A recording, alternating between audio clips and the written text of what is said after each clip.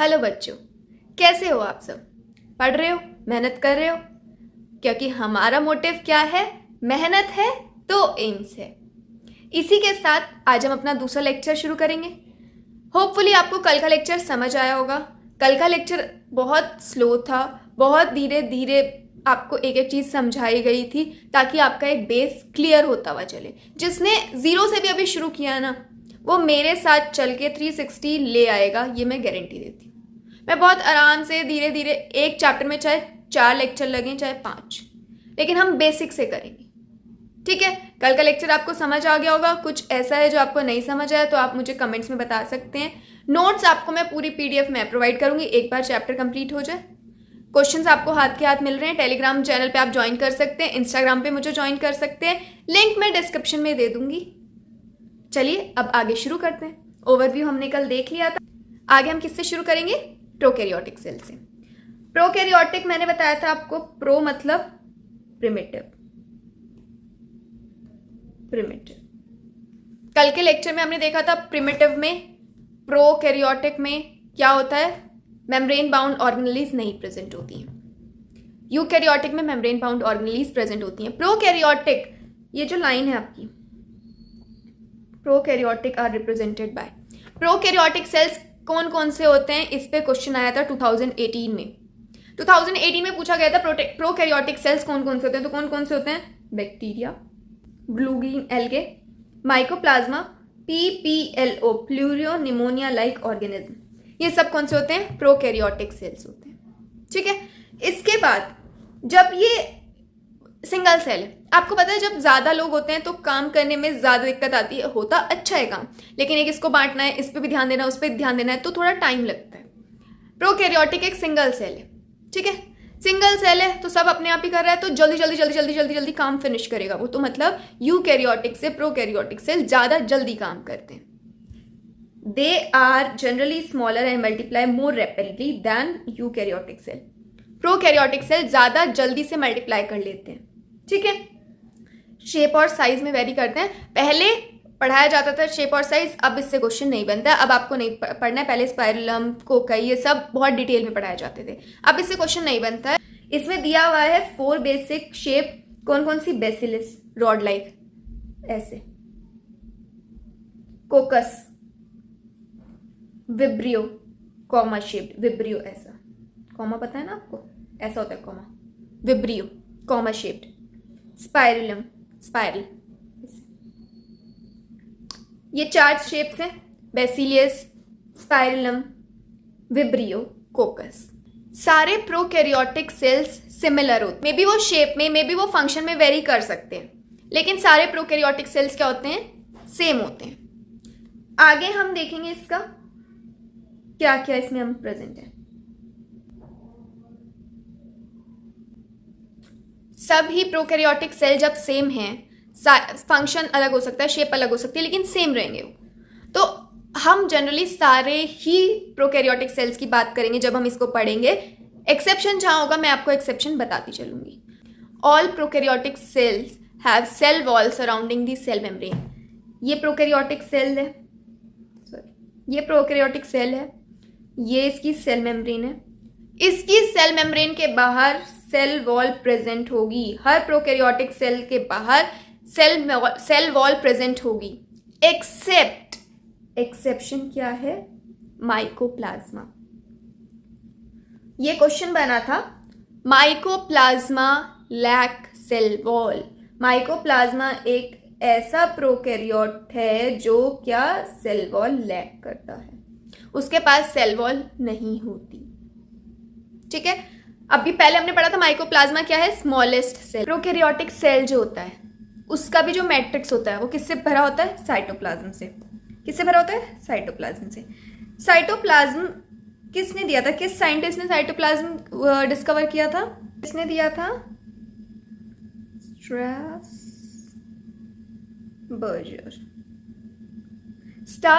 Strasburger ने cytoplasm term दिया था। ठीक है, एक चीज समझना,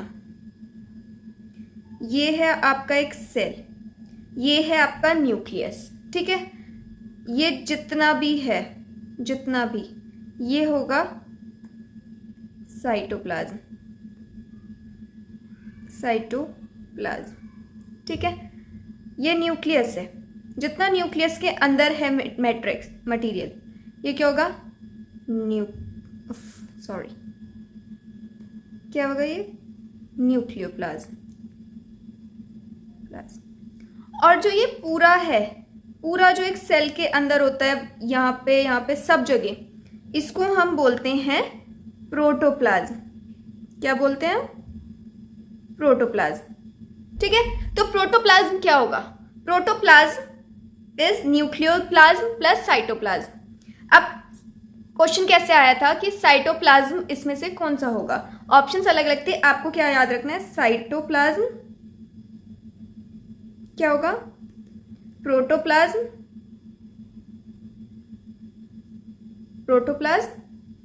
माइनस न्यूक्लियोप्लाज्म। जब आप पूरे में से ये न्यूक्लियोप्लाज्म को हटा देंगे तो आपके पास सिर्फ और सिर्फ साइटोप्लाज्म बचेगा, ठीक है। ये टर्म होती हैं प्रोटोप्लाज्म, न्यूक्लियोप्लाज्म, साइटोप्लाज्म, ये आपको तीनों पता होनी चाहिए, तो मैंने आपको बता दी। साइटोप्लाज्म किसने दिया था, स्ट्रासबर्गर ने। चलो अब देखते हैं और आगे प्रोकैरियोटिक सेल के बारे में। प्रोकैरियोटिक सेल में न्यूक्लियस हो गया, न्यूक्लियस मेम्ब्रेन बाउंड नहीं है, ऐसे ही साइटोप्लाज्म में कहीं कहीं पड़ा है, ठीक है। ये इसके अलावा जो इसमें देखने को मिलता है, हमें देखने को मिलता है एक राइबोसोम। प्रोकैरियोटिक सेल में कौन सा राइबोसोम होता है, 70S, ठीक है। 70S राइबोसोम हमें प्रोकैरियोटिक सेल में देखने को मिलता है। उसके अलावा इनका जो जेनेटिक मटेरियल होता है, जेनेटिक मटेरियल, इनका जो जेनेटिक मटेरियल होता है, जेनेटिक मटेरियल कौन सा होता है इनके पास, डीएनए। बट डीएनए कैसा होता है, डीएनए होता है नेकेड। कैसा होता है इनका डीएनए, नेकेड, ठीक है, नेकेड डीएनए। इसके बाद इस डीएनए के अलावा भी इनके पास एक ऐसा डीएनए होता है जिसे हम साइटोप्लाज्म में देख सकते हैं। ये जो साइटोप्लाज्म में जीनोमिक डीएनए, जो जीन कैरी करता है, उस डीएनए के अलावा भी एक डीएनए पाया जाता है जिसे हम कहते हैं प्लाज्मिड। क्या कहते हैं हम, प्लाज्मिड, ठीक है। ये वाला डीएनए कैसा होता है, सिंगल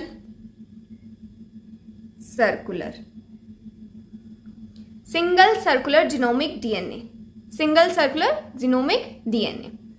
प्लाज्मिड भी सर्कुलर डीएनए, सर्कुलर डीएनए होता है।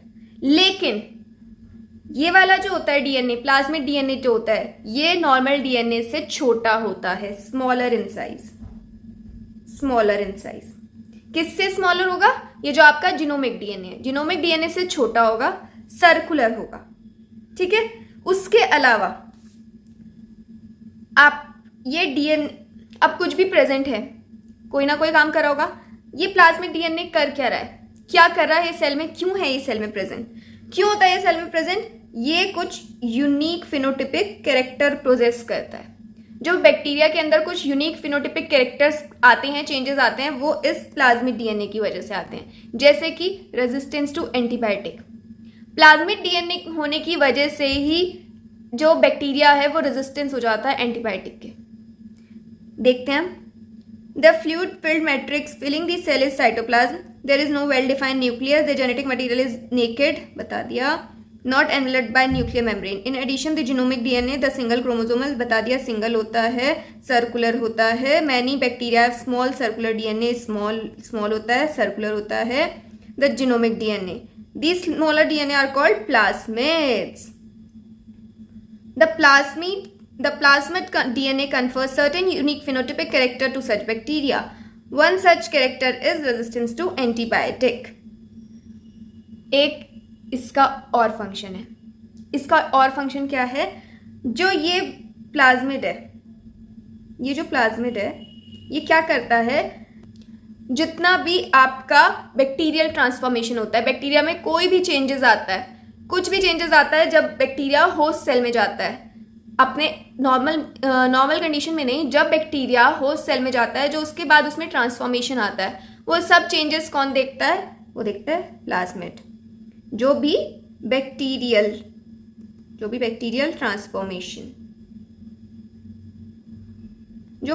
ट्रांसफॉर्मेशन आता है, कौन देखता है? वो प्लाज्मिड देखता है।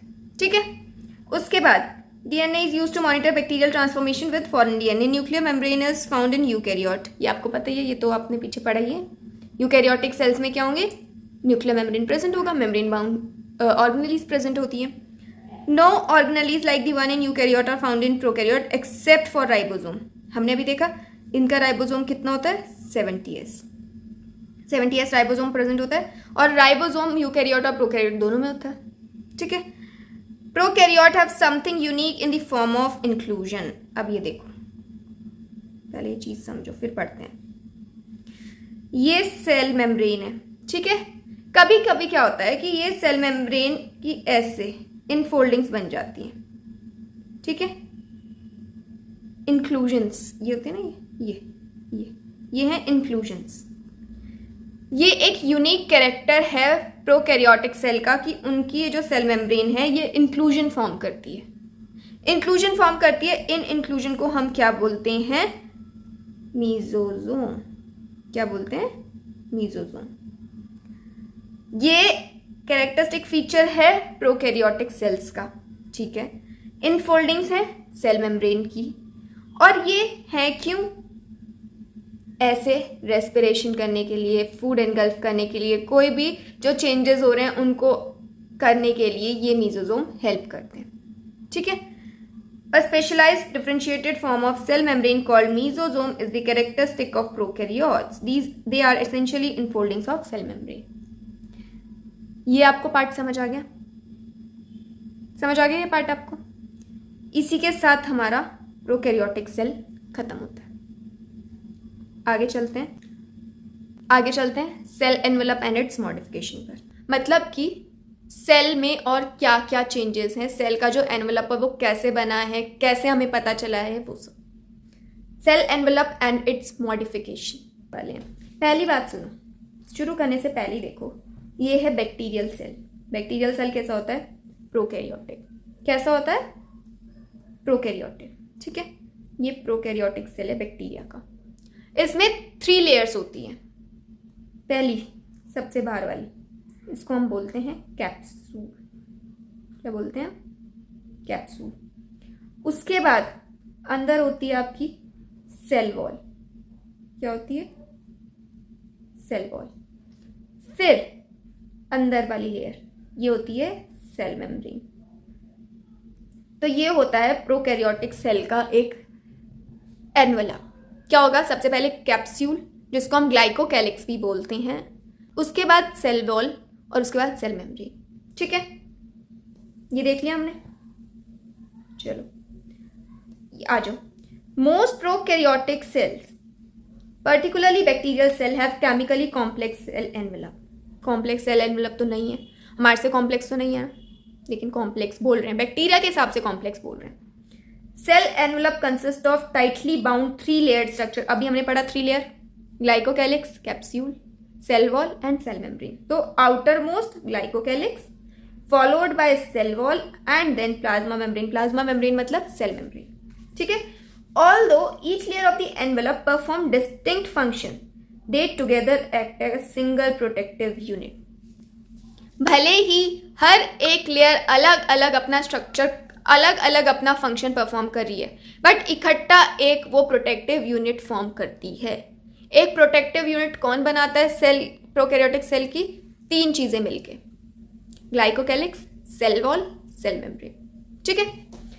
Bacteria can be classified into 2 group on the basis of difference in their cell envelope and the manner in which they respond to the staining process in respond to the staining procedure developed by ग्राम।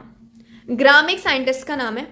आपको पता है कुछ भी चीज़ अगर develop होती है तो उसके बारे में डिस्कवरीज, उसके बारे में इन्वेस्टिगेशन शुरू कर देते हैं। बैक्टीरिया पैदा हुआ, किसी ने बोल दिया कि इसके तो लेयर्स होती हैं। ठीक है। कैसे पता चलेगा कि कौन सी लेयर किस में है और क्या उसे नाम दें? बैक्टीरिया को दो ग्रुप में डिवाइड करा जाता है किस बेसिस पे कि वो स्टेन दे रही हैं या नहीं दे रही हैं। ये स्टेनिंग प्रोसीजर किसने दिया था? ग्राम ने। किस साइंटिस्ट ने दिया था? ग्राम ने। जो स्टेन ले पा रहा था, मतलब जो ले पा रहा है स्टेन, जो स्टेनिंग प्रोसीजर को पास कर रहा है, दैट इज ग्राम पॉजिटिव।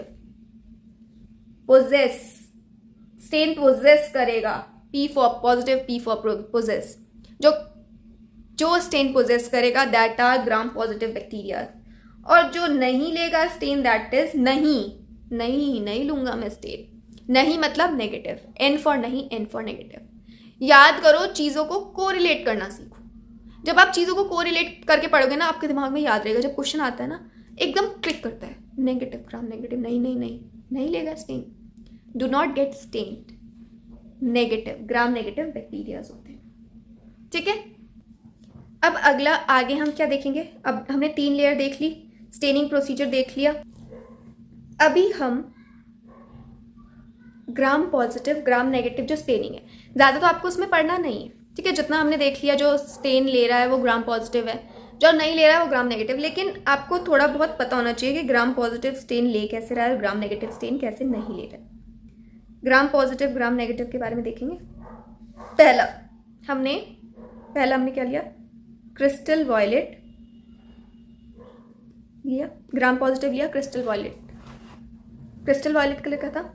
ये भी कौन सा था? क्रिस्टल वॉयलेट कलर का। अब इसमें हमने क्या करा? इसमें हमने डाल दिया आयोडीन। क्या डाला हमने? आयोडीन। इसमें भी हमने क्या डाला? आयोडीन।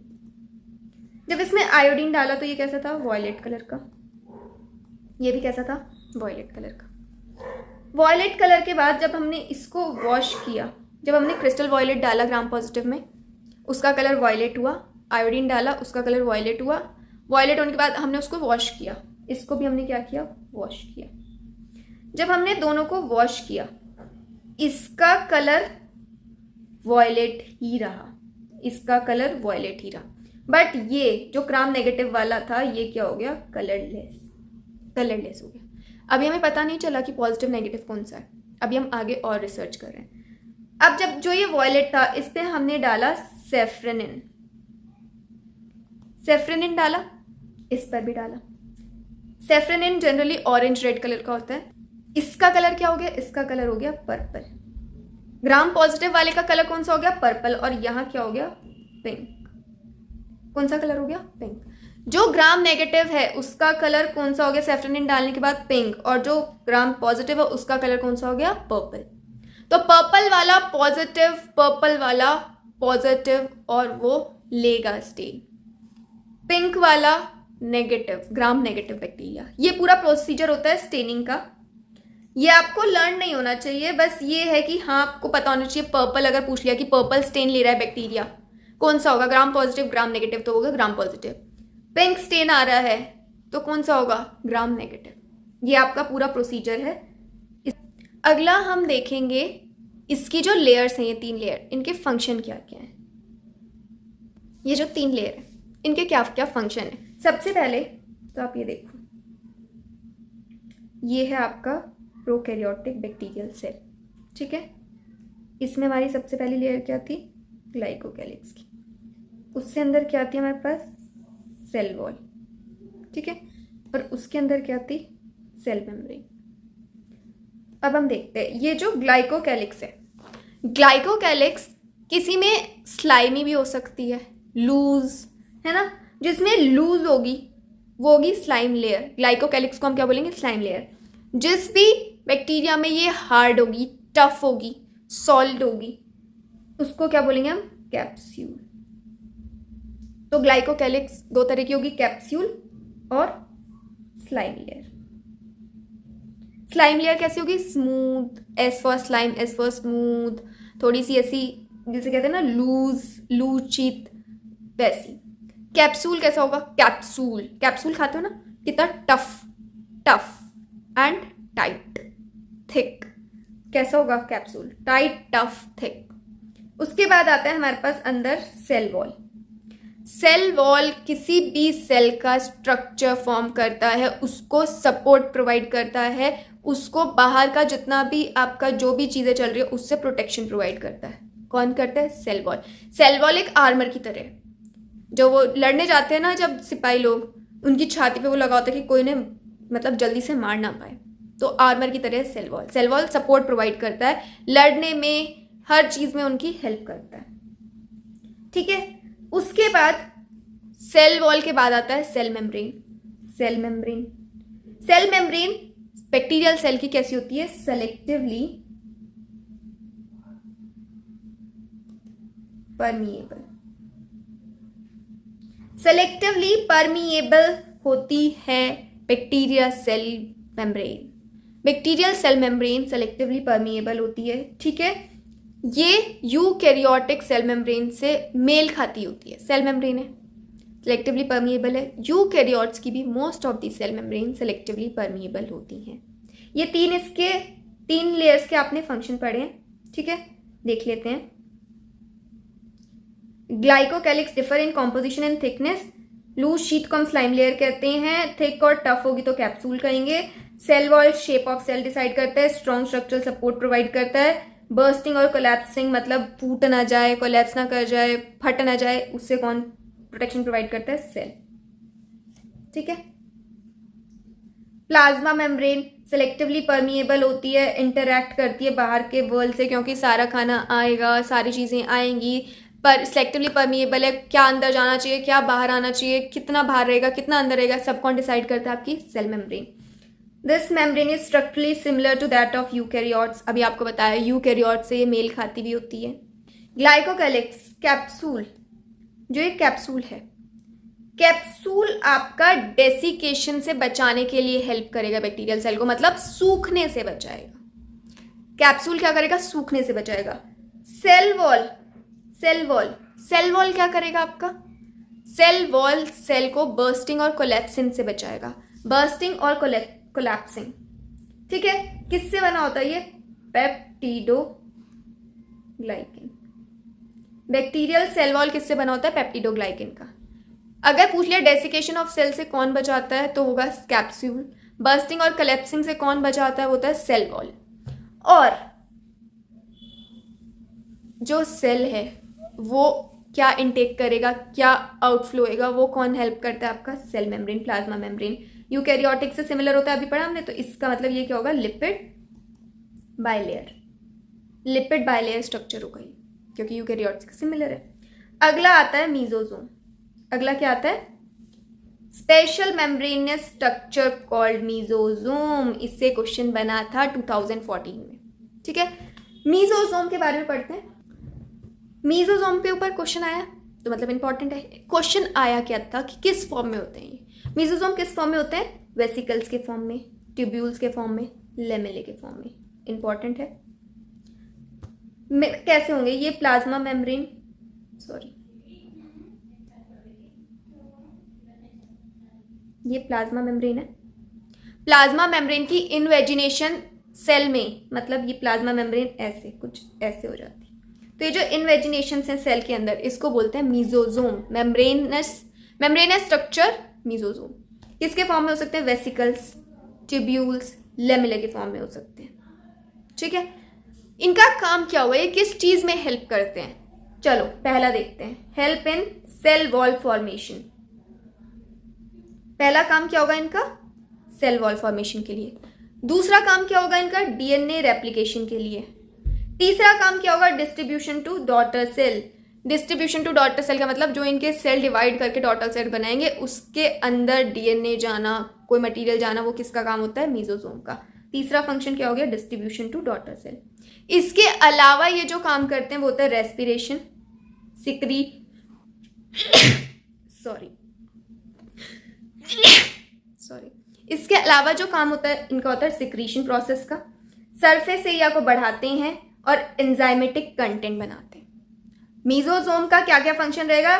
सेल वॉल फॉर्मेशन का, सेल वॉल बनाना, DNA replication, distribution to daughter cell, respiration, secretion, increase the surface area of plasma membrane and enzymatic content बढ़ाना। ये आप मार्क कर लेंगे, इनके फंक्शंस किसी भी फॉर्म में पूछे जा सकते हैं। मीजोजोम एक बहुत ही हॉट टॉपिक रहा है, 3 साल इससे लगातार बैक टू बैक क्वेश्चन रहा है। कुछ प्रोकैरियोट्स जैसे कि आपको पता होगा साइनोबैक्टीरिया, इनके पास कुछ और मेम्ब्रेनस एक्सटेंशन होते हैं जिन्हें हम बोलते हैं क्रोमैटोफोर्स। क्या बोलते हैं हम? क्रोमैटोफोर्स। मेम्ब्रेनस स्ट्रक्चर जो इन्वेजिनेट होते हैं मीजोजोम्स, इसके अलावा cyanobacteria, C for cyanobacteria, C for chromatophores, और मेम्ब्रेनस स्ट्रक्चर जो प्रेजेंट होते हैं साइनोबैक्टीरिया में उसे हम कहते हैं क्रोमैटोफोर्स। क्रोमैटो मतलब कलर। क्रोमैटो का मतलब ही क्या होता है? कलर। मतलब इसके पास पिगमेंट होंगे। किसमें हेल्प करता है ये? फोटोसिंथेसिस में। किसमें? फोटोसिंथेसिस में। याद रखना, मेम्ब्रेनस स्ट्रक्चर नहीं है, मेम्ब्रेनस एक्सटेंशन है। मेम्ब्रेन का एक्सटेंशन है, मेम्ब्रेनस स्ट्रक्चर नहीं प्रेजेंट होते प्रोकैरियोट में, इसमें कंफ्यूज मत होना, ठीक है। ये हो गया हमारा एनवेलप बाहर का। बैक्टीरिया मोटाइल भी हो सकते हैं, नॉन मोटाइल भी हो सकते हैं। Bacteria cell may be motile and immotile. अब मोटाइल होगा मतलब ऐसे रेंगने वाला, नॉन मोटाइल होगा तो एकदम ऐसे सुस्ता बैठा हुआ। अब जब वो मोटाइल है, उसे एनर्जी मिल रही है, कोई तो उसको एनर्जी प्रोवाइड कर रहा होगा ना, तो उसके पास फ्लैजेला होगा, ठीक है। बैक्टीरियल सेल में भी मोटाइल एंड इमोटाइल। अगर मोटाइल होगा तो उसके पास थिन फिलामेंटस एक्सटेंशन होगी जो कि उसके सेल वॉल से निकल रही होगी, इसको क्या कहते हैं? फ्लैजेला। अभी बताया मैंने, मोटाइल है तो फ्लैजेला होगा। बैक्टीरियल फ्लैजेला बना होता है फ्लैजेलिन प्रोटीन का, बैक्टीरियल फ्लैजेलिन प्रोटीन का होता है। यूकैरियोटिक फ्लैजेला जो आगे पढ़ेंगे हम, यूकैरियोट्स में भी फ्लैजेला होता है। यूकैरियोटिक फ्लैजेला जो होता है वो बना होता है ट्यूबुलिन प्रोटीन का, ठीक है। उसके बाद जो फ्लैजेला होता है, बैक्टीरियल फ्लैजेला 3 पार्ट में डिवाइडेड होता है। कौन कौन सा? Filament, hook, basal body. जो बैक्टीरिया फ्लैजेला होता है, ये फ्लैजेला है, ठीक है। सॉरी, कुछ अलग ही बन गया। तो ये फ्लैजेला है, 3 पार्ट होंगे इसके। क्या क्या? Filament, hook, basal body. इसके बाद आप एक बार स्ट्रक्चर देखेंगे, 3 पार्ट में डिवाइड है। ये है आपका बेसल बॉडी। क्या है ये? Basal body. इसके बाद ये है हुक। क्या है ये? हुक। और ये क्या है? फिलामेंट। क्या है ये? 3 पार्ट में। ये कुछ ऐसा सा स्ट्रक्चर होता है, ठीक है। ये आगे बैक्टीरिया से अटैच होता है। ये बेसल बॉडी हो गया, हुक हो गया, फिलामेंट हो गया। इसके बाद फिलामेंट हमारा लॉन्गेस्ट पोर्शन है, दिख ही रहा है हमें, जो कि सेल को बाहर के आउटसाइड इन्वायरमेंट से अटैच करता है, मूवमेंट देता है। इसके अलावा फ्लैजेला के अलावा बैक्टीरिया में 2 चीज़ और होते हैं, पिलाई एंड फिम्ब्रे। पिलाई और फिम्ब्रे भी बैक्टीरियल सेल में प्रेजेंट होते हैं, बट वो मोटिलिटी में हेल्प नहीं करते हैं। मोटिलिटी में सिर्फ फ्लैजेला हेल्प करता है, ठीक है। इनका काम क्या है? पिलाई क्या होती है? किसका? पाइलिन प्रोटीन की बनी होती है। किस प्रोटीन की बनी होती है? Pilin protein.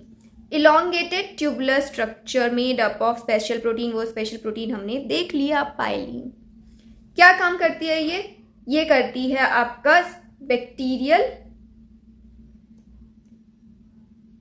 ये काम करती है आपका कॉन्जुगेशन में। कॉन्जुगेशन है सेक्सुअल रिप्रोडक्शन इन बैक्टीरिया। पिलाई क्या किस चीज में हेल्पफुल होती है? बैक्टीरियल कॉन्जुगेशन में। उसके बाद आते हैं हम फिम्ब्रे।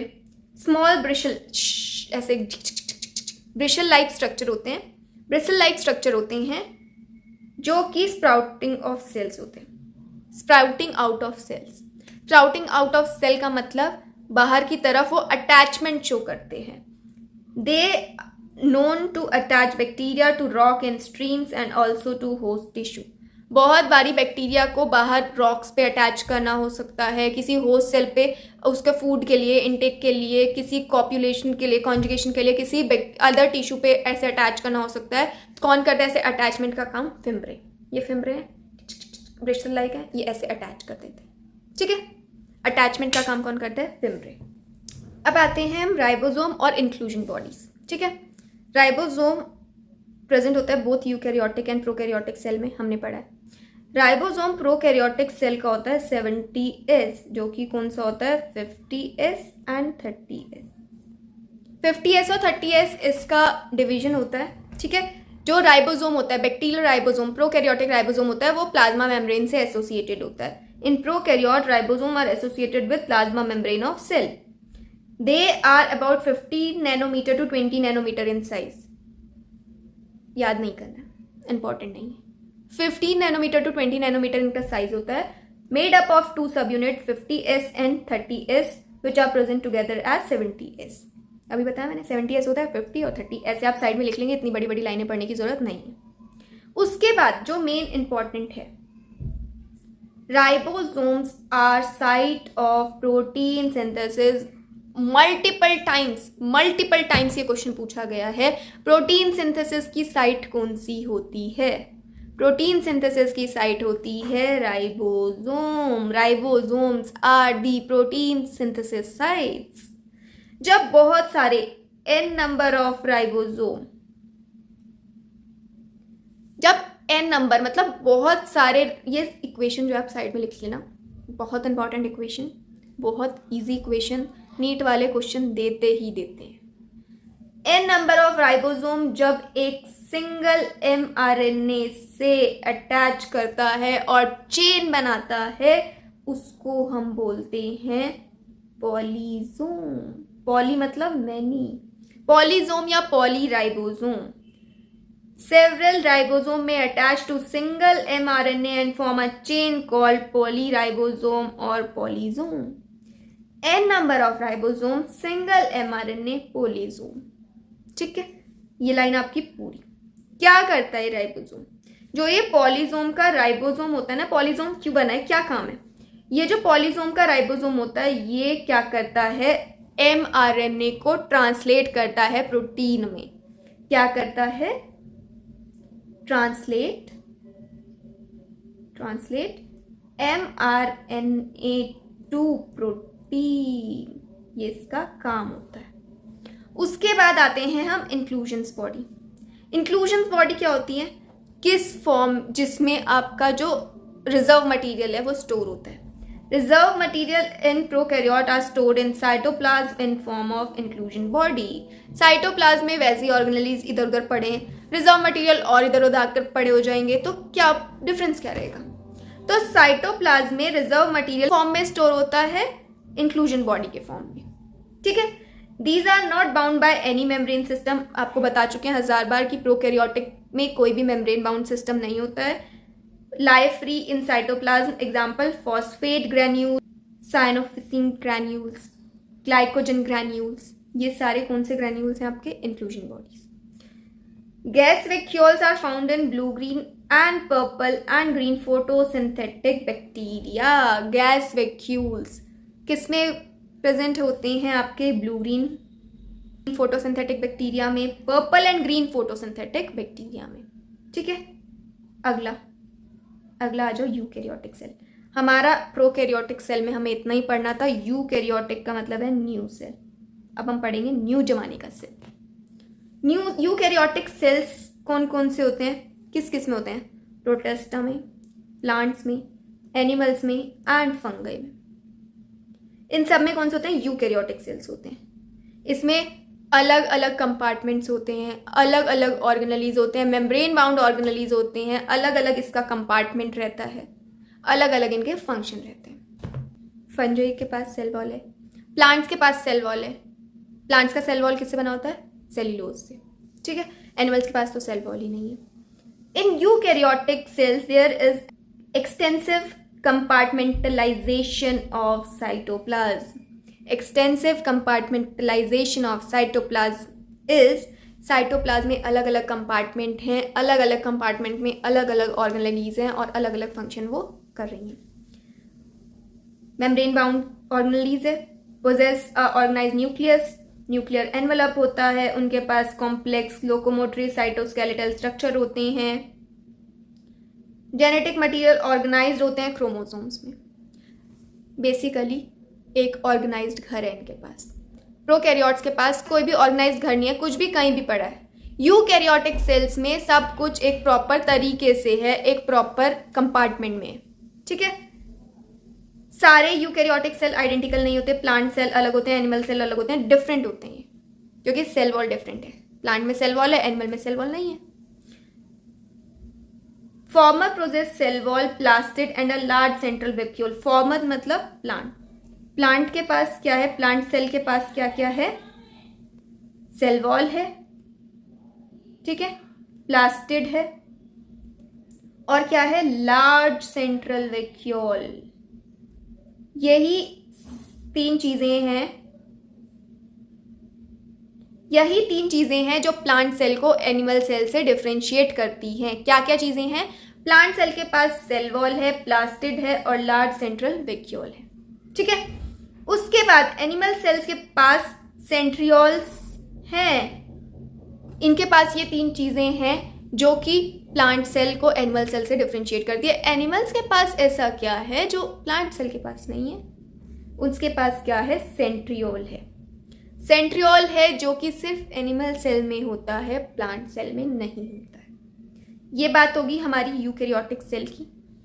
इसके बाद हम ये स्ट्रक्चर देख लीजिए, ऑल्दो ये नहीं आता है लेकिन आपको पता होना चाहिए। जब ये लार्ज सेंट्रल वैक्यूल दिख रहा है तो आपको क्या पता होगा कि ये क्या है, प्लांट सेल है, ठीक है। इसमें कोई भी ऐसा लार्ज वैक्यूल नहीं है तो ये कौन सा है, एनिमल सेल है। बनाने के लिए आएगा नहीं, एमसीक्यू बेस्ड क्वेश्चन है तो आपको इसमें टेंशन लेने की जरूरत नहीं है। अगला आते हैं हम सेल मेम्ब्रेन पर। सेल मेम्ब्रेन में आप याद रखिएगा कि अलग अलग थ्योरी, अलग अलग मॉडल दिए थे। हमें सिर्फ एक मॉडल पढ़ना है, फ्लूइड मोज़ैक मॉडल। हमें यूनिट मॉडल भी नहीं पढ़ना है, हमें सैंडविच मॉडल भी नहीं पढ़ना है, हमें इसके अलावा कुछ नहीं पढ़ना है। फ्लूइड मोज़ैक मॉडल, क्वेश्चन सिर्फ उसी से बनेगा। हमें पढ़ना है फ्लूइड मोज़ैक मॉडल, ठीक है। फ्लूइड मोज़ैक मॉडल से पहले हमने देखते हैं, रुको। Detail structure of membrane was studied only after the advent of the electron microscope. Electron microscope हमने देखा था, किसने इन्वेंट किया था, Knoll and Ruska. Chemical studies on cell membrane specially in human red blood cell. Human red blood cell की cell wall को हम क्या कहते हैं, सेल मेम्ब्रेन को क्या कहते हैं हम, डोनन्स। गलत हो गया, क्या कहते हैं हम, Donnan's membrane. Human red blood cell की मेम्ब्रेन कौन सी होती है, डोनन्स मेम्ब्रेन, ठीक है। जिसमें साइंटिस्ट ने क्या डिड्यूस किया था, पॉसिबल सेल मेम्ब्रेन स्ट्रक्चर। इस स्ट्रक्चर को पढ़ने के बाद साइंटिस्ट को क्या पता चला कि जो सेल मेम्ब्रेन है वो किससे कंपोज होती है, लिपिड और प्रोटीन। सेल वॉल किसकी, सेल मेम्ब्रेन किसकी बनी है, लिपिड और प्रोटीन की। The major lipids are phospholipids, जो कि ज्यादातर लिपिड्स होते हैं वो फॉस्फोलिपिड्स हैं। Arranged in a bilayer, lipids are arranged within the membrane with the polar head towards the outside and hydrophobic tail towards the inner part. क्या कह गया ये, इतनी सारी अंग्रेजी नहीं आई होगी ना समझ, बता आओ क्या कह रहा है। ये है आपका लिपिड भैया, ठीक है, लिपिड भैया, लिपिड भैया 2 लेयर होती हैं, मतलब बाइलेयर। बाइलेयर होती है लिपिड की। लिपिड कौन सा है, फॉस्फोलिपिड। ये कह रहा है, ये इसका गोलू गोलू सा क्या है, ये हेड, ठीक है, ये इसकी क्या है, टेल। हेड क्या होता है, पोलर होता है, हाइड्रोफिलिक होता है। हाइड्रो मतलब पानी, फिलिक मतलब लविंग, पानी को प्यार करने वाला, पानी से प्यार करने वाला इसका दिमाग, इसका सिर होता है, मतलब हाइड्रोफिलिक हेड होता है। टेल क्या होता है, नॉन पोलर, हाइड्रोफोबिक, हाइड्रोफोबिक। इसका टेल कैसा होगा, हाइड्रोफिलिक होगा, नॉन पोलर होगा। हेड कैसा होगा, पोलर होगा, हाइड्रोफिलिक होगा, ठीक है। ये इसने इसमें कहा है, क्या कहा है, major lipids are phospholipids that are arranged in bilayer. Lipids are arranged within the membrane with the polar head towards the outer side, hydrophobic tail towards inner part. चलो, this ensure that non-polar tail of saturated hydrocarbons is protected from the aqueous environment। मतलब जो भी saturated hydrocarbons होते हैं उनकी जो tell है वो बची रहती है पानी में। पानी में क्या पता वो पिघल जाए, बताशा होगा, लेकिन इसका कहने का मतलब ये है कि जो हाइड्रोकार्बन, सैचुरेटेड हाइड्रोकार्बन्स की जो टेल है वो बाहर का जो इन्वायरमेंट है, जो लिक्विड इन्वायरमेंट है, एक्वस इन्वायरमेंट है, उससे बची रहती है क्योंकि टेल अंदर होती है, हाइड्रोफोबिक होती है, नॉन पोलर होती है। ठीक है। In addition to phospholipid membrane also contain cholesterols. Phospholipid अब मेम्ब्रेन में लगे हैं, ये बाइलेयर लिपिड्स। इसके अलावा मेम्ब्रेन के पास क्या होते हैं? कोलेस्ट्रॉल्स। ठीक है। जब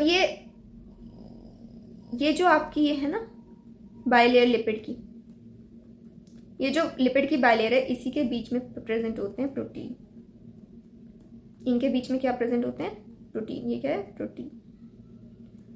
क्योंकि सेल मेम्ब्रेन किससे बनी होती है? लिपिड्स और प्रोटीन की। ठीक है। Biochemical invagination clearly revealed that cell membranes also produce protein and carbohydrates. अभी हमने देखा इंटीग्रेटेड प्रोटीन होते हैं। Ratio of protein and lipid very considerably in different types of sales.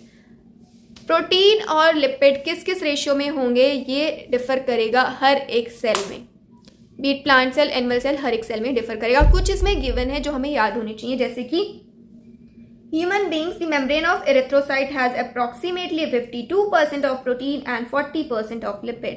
जो ये डोनन्स मेम्ब्रेन है 52% प्रोटीन है और 40% क्या है हमारे पास? लिपिड है। देख लिया हमने, एरिथ्रोसाइट की मेम्ब्रेन देख ली। उसके बाद depending upon the ease of extraction membrane protein can be classified as integral and peripheral. जो ये प्रोटीन है, जो ये लिपिड के बीच में प्रोटीन एम्बेडेड है, ये इंटीग्रल भी हो सकते हैं, पेरिफेरल भी हो सकते हैं। पेरिफेरल मतलब आपके बाहर के सरफेस पर, मेम्ब्रेन के सरफेस पर। Peripheral protein lies on the surface of membrane, मतलब कि यहाँ पर। इंटीग्रल प्रोटीन आर पार्शली और totally buried in the membrane, मतलब यहाँ पार्शली भी हो सकते हैं और फुल्ली भी एम्बेडेड हो सकते हैं। इंटीग्रल अंदर की तरफ, अंदर की साइड, अंदर की तरफ एम्बेडेड होंगे पेरिफेरल सरफेस पर। ठीक है। ये स्ट्रक्चर देखो, ये हो गया, ये बाहर की तरफ है पेरिफेरल प्रोटीन, ये अंदर एम्बेडेड है, आधा बाहर है आधा अंदर है। क्या है ये? Embedded integral protein. ये दो लेयर हैं, ये दो लेयर हैं, फॉस्फोलिपिड की बाइलेयर होगी, ये कोलेस्ट्रॉल हो गया, यहाँ पे पेरिफेरल प्रोटीन पे शुगर लगा हुआ है। ये है fluid mosaic model of plasma membrane. हम देखते हैं cholesterol membrane stability. Membrane stability provide करता है यूकैरियोट्स में। जो लिपिड लेयर होती है वो होती है क्वासी फ्लूइड, ऐसे, मतलब एक जगह स्टिक नहीं होती है, घूमती हुई लेयर होती है। उसको स्टेबिलिटी कौन प्रोवाइड करता है? आपका कोलेस्ट्रॉल। किसमें? यूकैरियोट्स में। तो प्रोकैरियोट्स की लेयर को कौन स्टेबिलिटी प्रोवाइड करेगा? हैपेनॉइड्स। कौन प्रोवाइड करेगा? हैपेनॉइड्स। हैपेनॉइड्स प्रोवाइड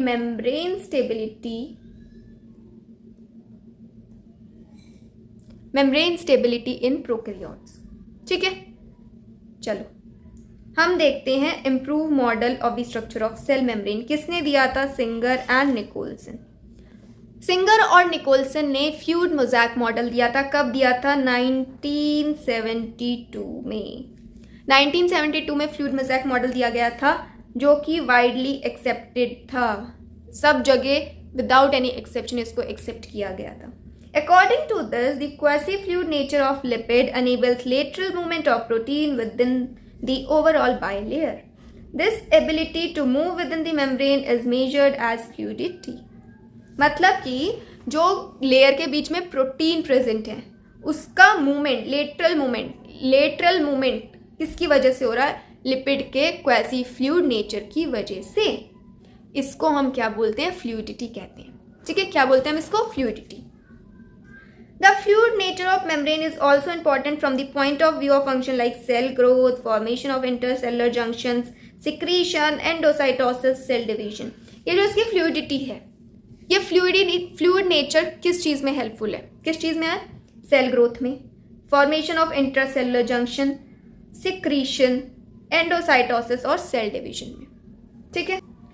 ये आपका पूरा फ्लूइड मोज़ेक मॉडल है। इसमें एक बहुत इंपॉर्टेंट लाइन, इससे बनती है लेटरल मूवमेंट ऑफ प्रोटीन, मतलब कि प्रोटीन सिर्फ लेटरल मूवमेंट कर सकते हैं। क्या बनेगा इसका, लिख लीजिए इसको, lipid can flip flop, lipid can flip flop but protein can not. मतलब लिपिड तो उछल कूद कर सकता है, ऐसे ऐसे ऐसे घूम सकता है, प्रोटीन सिर्फ लेटरल मूवमेंट शो करेंगे, इधर उधर इधर उधर इधर उधर। मतलब lipid can flip flop but protein can not, protein will only show lateral movement. ये लाइन इसमें नहीं दी है बट नीट वाले इसमें बहुत क्वेश्चन पूछ देते हैं, ये लाइन आप अपनी एनसीईआरटी में लिख लीजिए। उसके बाद आता है one of the most important function of plasma membrane is the transport of molecules. Transport of molecules में प्लाज्मा मेम्ब्रेन हेल्प करता है। अभी हमने देखा था सिलेक्टिवली परमिएबल होता है, तो मॉलिक्यूल्स का ट्रांसपोर्टेशन में हेल्प करता है। ट्रांसपोर्ट कितने तरह का हो सकता है, पैसिव ट्रांसपोर्ट हो सकता है, एक्टिव ट्रांसपोर्ट हो सकता है, ऑस्मोसिस, ये सब इसमें हम पढ़ने वाले हैं। ठीक है, दो तरह के ट्रांसपोर्ट हम देखेंगे। ठीक है, ये है ट्रांसपोर्ट, दो तरह का ट्रांसपोर्ट है, एक्टिव ट्रांसपोर्ट और पैसिव ट्रांसपोर्ट। ठीक है, active form of energy, expenditure हो रहा है एनर्जी का, तो इसमें क्या होगा, एनर्जी एक्सपेंडिचर, क्या हो रहा है, एनर्जी एक्सपेंडिचर। पैसिव में कोई भी एनर्जी एक्सपेंडिचर नहीं होता है। पैसिव कैसे हो सकता है, डिफ्यूजन। ठीक है, ऑल्दो ट्रांसपोर्ट का पूरा चैप्टर है बट यहाँ पे सिंस ये दिया है तो आपको बेसिक पता होने चाहिए। Diffusion, osmosis, imbibition. Passive transport कैसे कैसे हो सकता है, डिफ्यूजन से, ऑस्मोसिस से, इम्बाइबिशन से। एक्टिव हो जाता है प्राइमरी एक्टिव ट्रांसपोर्ट और secondary active transport. Primary active transport और सेकेंडरी एक्टिव ट्रांसपोर्ट होता है, इसमें डिफ्यूजन, ऑस्मोसिस और इम्बाइबिशन होता है।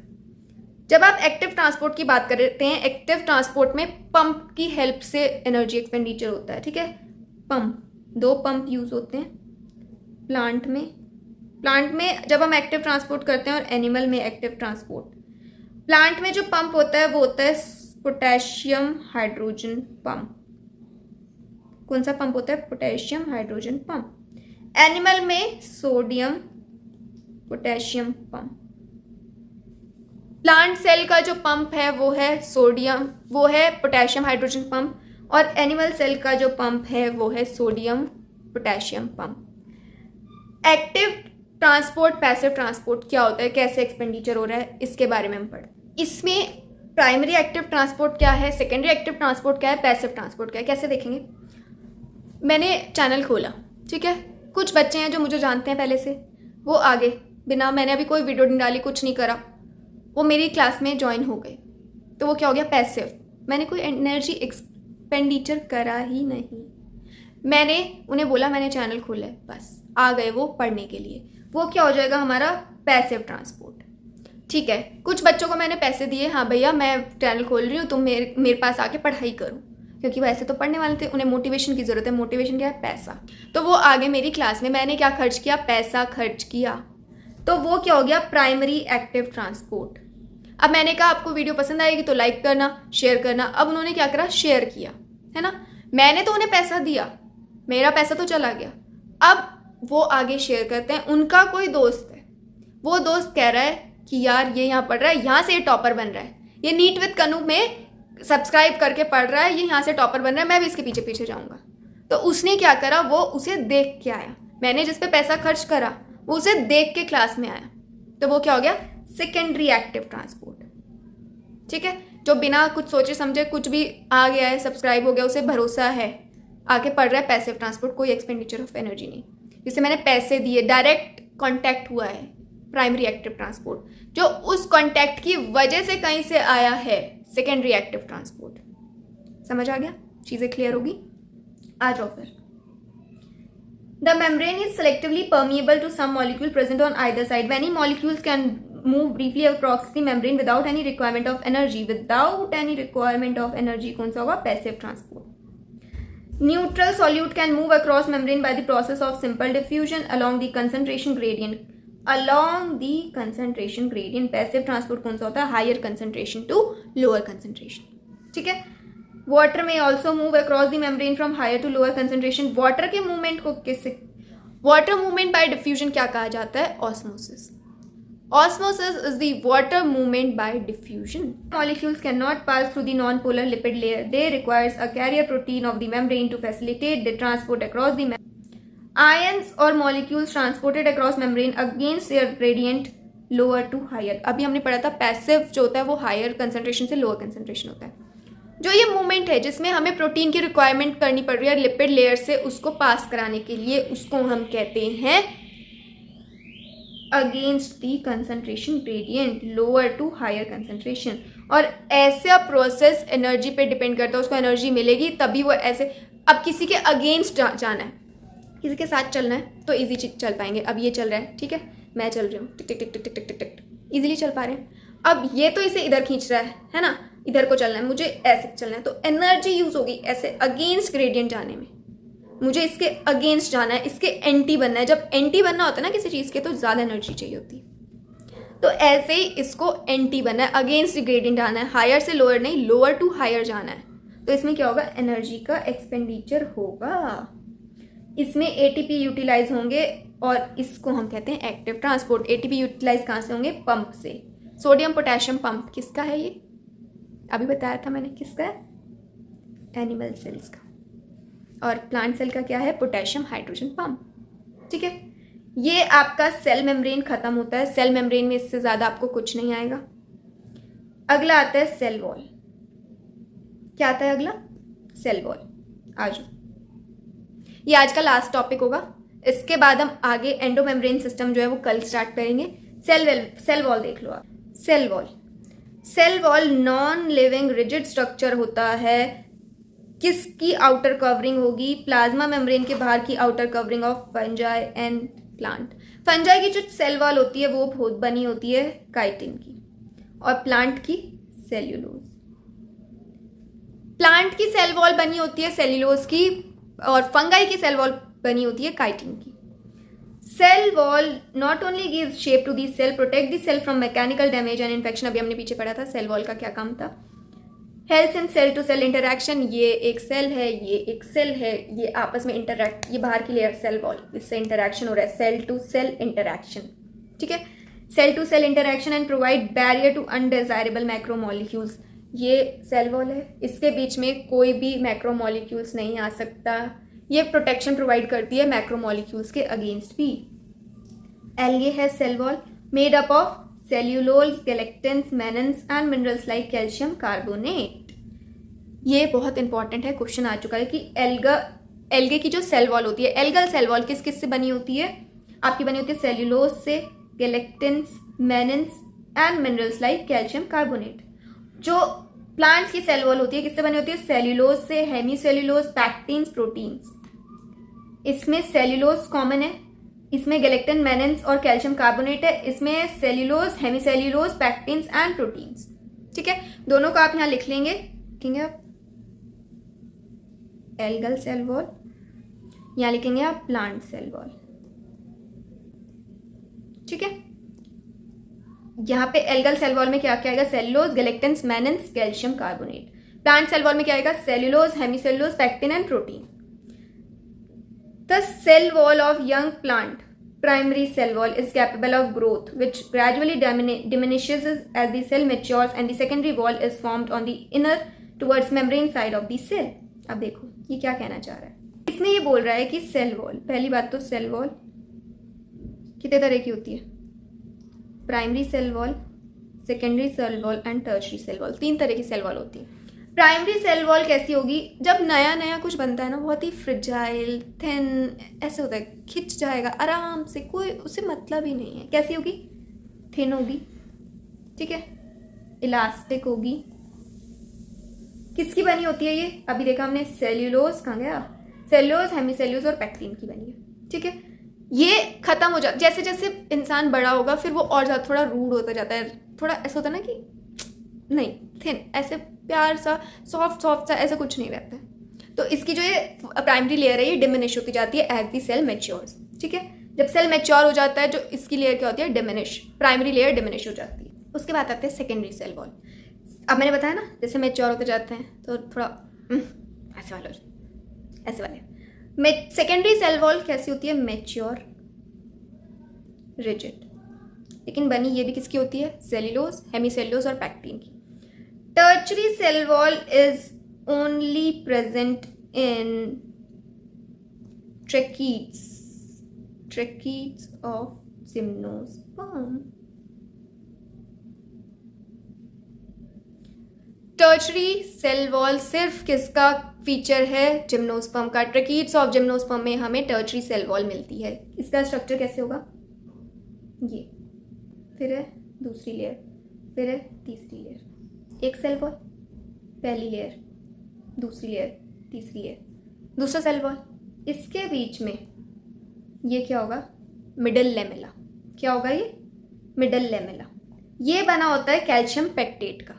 Middle lamella is made up of calcium pectate. ये दो जो सेल वॉल हैं ये ग्लू की तरह काम करता है। ये दोनों सेल वॉल को आपस में जोड़ के रखने का काम करता है। आपस में जोड़ के रखने का दो सेल वॉल को क्या कौन काम करता है, ये करता है middle lamella. The middle lamella is a layer of calcium pectate, बहुत important, mainly of calcium pectate which holds or glues the different neighboring cells together. The cell wall and middle lamella may be traversed by plasmodesmata which connect the cytoplasm of neighboring cell. दो cell की जो cell wall है वो आपस में कौन जोड़ता है, मिडल लेमेला। हमने देख लिया मिडल लेमेला किसका बना होता है, कैल्शियम पैक्टेट का बना होता है। उसके बाद जो सेल वॉल और मिडल लेमेला को आपस में जोड़ता है उसे हम कहते हैं प्लाज्मोडेस्मेटा। ये कुछ ऐसा सा स्ट्रक्चर, ये मिडल लेमेला, ये सेल वॉल, दोनों को आपस में जोड़ने का काम कौन कर रहा है, प्लाज्मोडेस्मेटा। प्लाज्मोडेस्मेटा कनेक्ट साइटोप्लाज्म, ये इसका साइटोप्लाज्म, ये इसका साइटोप्लाज्म, दोनों को कनेक्ट कौन कर रहा है, प्लाज्मोडेस्मेटा। ये हो गया आपका सेल वॉल का स्ट्रक्चर। ये आपका सेल वॉल खत्म होता है। सेल मेम्ब्रेन हमने पढ़ लिया, यूकैरियोटिक सेल पढ़ लिया, प्रोकैरियोटिक सेल पढ़ लिया, ठीक है। इसके बाद आगे हमारे पास है एंडोमेम्ब्रेन सिस्टम, जो कि हम कल शुरू करेंगे। आज के लिए इतना ही। आज आपने बहुत अच्छे से पेशेंस दिखाया। कल हम एंडोमेम्ब्रेन सिस्टम स्टार्ट करेंगे। आज के जो लेक्चर है उससे जो मेन क्वेश्चन बनता है, फ्लूइड मोज़ैक मॉडल किसने दिया, सिंगर एंड निकोलसन ने, ठीक है। उसके बाद जो मेन क्वेश्चन बनता है वो बनता है protein can not flip flop, lipid can flip flop. ये चार आपको सेंटेंस बना के दे देंगे, अलग अलग। इसमें किसी में बोल देंगे दोनों फ्लिप फ्लॉप करते हैं, किसी में बोलेंगे दोनों फ्लिप फ्लॉप नहीं करेंगे। ऐसे ये चार सेंटेंस होंगे, लेकिन आपको याद रखना है lipid can flip flop. Lipid का कोई ऐसे फ्लूइड नेचर होता है और वो ऐसे झूमता रहता है, जिसकी स्टेबिलिटी कौन प्रोवाइड करता है, कोलेस्ट्रॉल प्रोवाइड करता है। और प्रोटीन फ्लिप फ्लॉप नहीं कर रहा है, प्रोटीन लेटरल मूवमेंट शो करता है, ठीक है। प्रोकैरियोटिक सेल का माइकोप्लाज्मा जो एक्सेप्शन है वो आपको याद रखना है। साइनोबैक्टीरिया में क्रोमेटोफोर्स होते हैं, पिगमेंट कंटेन करते हैं, फोटोसिंथेसिस में हेल्प करते हैं। ये 3 क्वेश्चन है आज के जो आपको इस लेक्चर से याद करने हैं। बाकी पूरा लेक्चर आप देखिएगा, होपफुली आपको लेक्चर समझ आएगा। यहाँ तक आपको कोई डाउट नहीं होगा। डाउट होगा तो आप मुझे टेलीग्राम पे भेज सकते हैं, कमेंट्स में लिख सकते हैं। वीडियो पसंद आई है, आज का लेक्चर पसंद आया तो प्लीज़ लाइक शेयर कमेंट ज़रूर करना। आपके प्यार और सपोर्ट की बहुत ज़रूरत है। आप जैसे आराम से पढ़ना चाहते हैं, मैं आपको एनसीईआरटी बिल्कुल अंदर तक डीप तक ले जा रही हूँ। जो एक्स्ट्रा पॉइंट्स है वो लिखवा रही हूँ, इससे ज़्यादा कोई क्वेश्चन नहीं बनता है। जब आपको एनसीईआरटी का एक पॉइंट आ जाएगा ना, आपको किसी चीज़ में दिक्कत नहीं होगी। प्लीज़ वीडियो को लाइक करना, शेयर करना, कमेंट करना, अपने दोस्तों को बताना चैनल के बारे में, सब्सक्राइब ज़रूर करना। और कल फिर से इसी टाइम पर लेक्चर देखने आ जाना। कल का लेक्चर इंपॉर्टेंट है, एंडोमेम्ब्रेन सिस्टम बहुत इंपॉर्टेंट है, इससे बहुत क्वेश्चन बनते हैं। कल एक और लेक्चर रहेगा और फिर परसों ये चैप्टर फिनिश हो जाएगा। उसके बाद हम इसके कुछ क्वेश्चंस करेंगे, कुछ मॉक लगाएंगे। ये चैप्टर आपको पूरा टिप पर याद हो जाएगा, ये मेरी गारंटी है। आप बस जैसे मैं पढ़ा रही हूँ वैसे पढ़ते चलिए। इंस्टाग्राम और टेलीग्राम का लिंक मैं डिस्क्रिप्शन में दे चुकी हूँ, प्लीज़ उसको ज्वाइन कर लीजिएगा। चैनल को सब्सक्राइब कर देगा। आज के लिए सिर्फ इतना ही। Thank you.